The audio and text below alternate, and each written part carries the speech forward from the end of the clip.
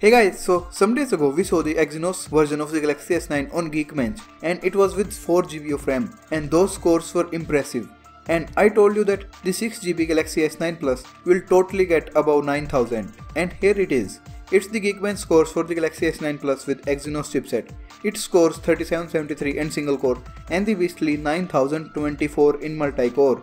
Man, this is truly amazing. Snapdragon can't even come close. I think the Snapdragon 855 will be the one to compete with Exynos 9810. Snapdragon 845? Nah, no chance at all. Samsung Exynos chipset is on the same path as the Apple A series chipset. They fine-tune their processors for their own smartphones, and I believe that in some years Exynos will become more powerful than Apple A series chipsets.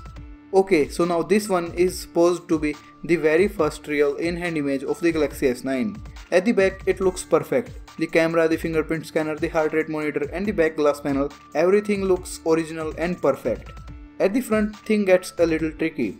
The top bezel is as big as it was on the Galaxy S8 and we can't see the bottom bezel very clearly. But if we increase the brightness a little bit, I think this line is the bottom bezel. Okay, so this boot animation. It says Samsung Galaxy S9 powered by Android. That's normal. But it also says secured by Knox. The partnership between Samsung and Knox ended last year. But if you remember the leaked Galaxy S9 box from some weeks ago, that box also had secured by Knox written on it.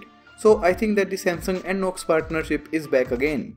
But writing it on the boot animation, that's a huge step. Other than this, a Reddit user claims that he was on the Galaxy S9 training session and he says that you can save up to $350 if you trade in your old phone depending on if your phone is eligible or not. He also said that live focus feature will be limited to the Galaxy S9 Plus and the smaller Galaxy S9 will get just the selective focus. What I think is that Samsung should give the live focus to both Galaxy S9 and S9 Plus. As you already know by the example of Google Pixel 2 that the portrait mode can be easily achieved by just a single camera. So I would really love to see portrait mode on the Galaxy S9. But chances of that happening are really low, so don't get your hopes high. So yeah guys, let me know, do you think that the smaller Galaxy S9 should also get the portrait mode or you think that it should be reserved for the big S9 Plus?